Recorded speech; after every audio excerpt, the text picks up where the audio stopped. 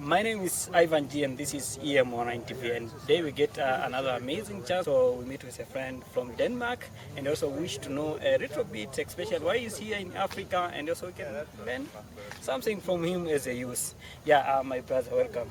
So firstly, I wish to know about you yourself. Yeah, my name is Oscar and I just arrived from Denmark yesterday. Ah, you arrived from Denmark yesterday. Yeah. Yeah, that is really very nice. So maybe first, why are you here in Africa? So I'm here to be at SINA camp for 2 months. Yeah. And get to know the principles of SINA and especially dig into agroforestry. Agroforestry. Yeah. Yeah, that is really nice. And it's how many times have you been here in Africa? Well, this is my first time in Africa. It's your first time. Yeah. So what things which was really inspired you to come here in Africa? So most importantly was my contact with Oscar, my fellow Danish guy, who's also here for the same project. And he was just talking very warmly about Ugandan people and Ugandan nature, because that's also what we're going to see, like the agriculture around here. So so that made me come an interest for getting to know like quite new places that I've never seen. I wish to know maybe exactly your project. What are you doing in it? So we are helping an organization called TARI, which is focusing on regenerative agroforestry, and we are going to do some video material and tell people stories from the places that we visit, with the purpose to make some fund raising for the organization. Yeah. Okay, so you're looking for the organization which dealing with agriculture for the biggest aim of supporting them on fundraising. Yeah, exactly. Yeah, I really appreciate that. You know that agriculture is one of the most important things which we need in this world. So why did you focus on fundraising, especially in agriculture project?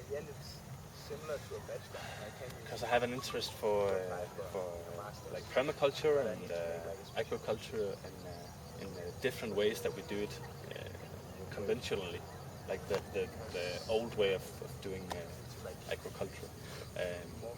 So the fundraising part is I think is where I can make an impact on my quite short time here in Africa.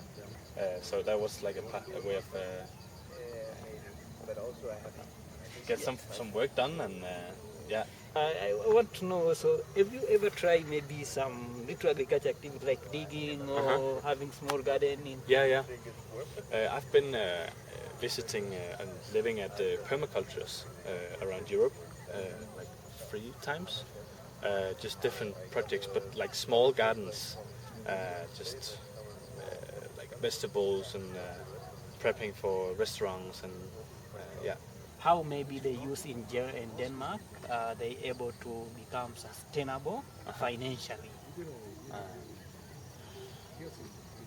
That's a good question.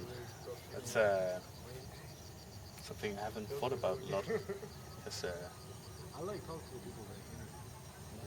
No.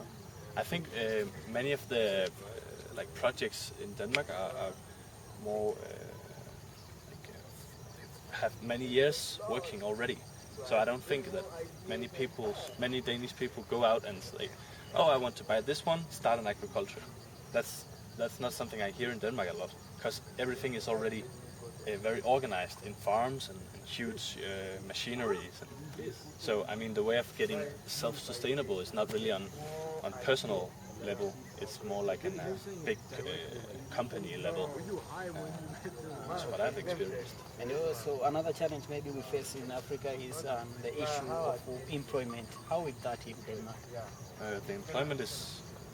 The unemployment rate is really very low, actually. So there is some people also in Denmark struggling with employment issues. They don't have employment.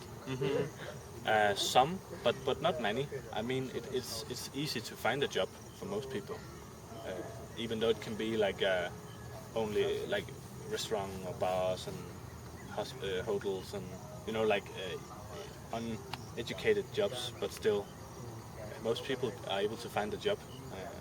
Yeah.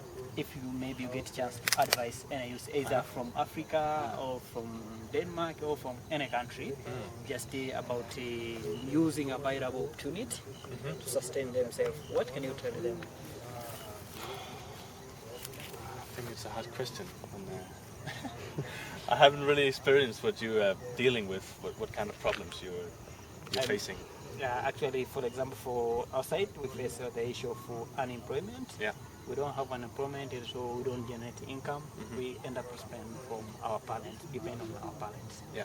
So, and also we have a lot of opportunities and also resources, but we don't know how to use them, and we don't have experience. Yeah. So how can I advise? I mean, the way you're doing it right now, like providing knowledge to people and trying to inspire people to get started at their own level, like instead of not doing anything, then start to having interest in, for example, agriculture, or meet some people that inspire you. I think that's a good way of getting started. Maybe this it can be the almost last question. What you worry most in this world, or you fear most in this world? I feel that I think when standing here in this beautiful nature, I feel that we might lose very much of it in a few years, that it will change, because I see that in Europe that nature is really not in good shape, and I fear that it will spread to these beautiful places. Yeah. That is really nice. I like the way you love nature. So, maybe what can you tell about the world about keeping the nature? So what I hear that you're doing in this rainforest over here is that you take an entry to enter the park, for example, is a way of protecting it. That someone is actually that you make a job for someone, that they can take care of the forest, not only by volunteering, but also they get paid to take care of this area and make sure that no one cuts down the trees. So I think we should be ready to pay a bit to secure the nature. Yeah. Thank you so much. My name is Ivan G, and also today I get a good message, but what I really like most on the last tree about the nature.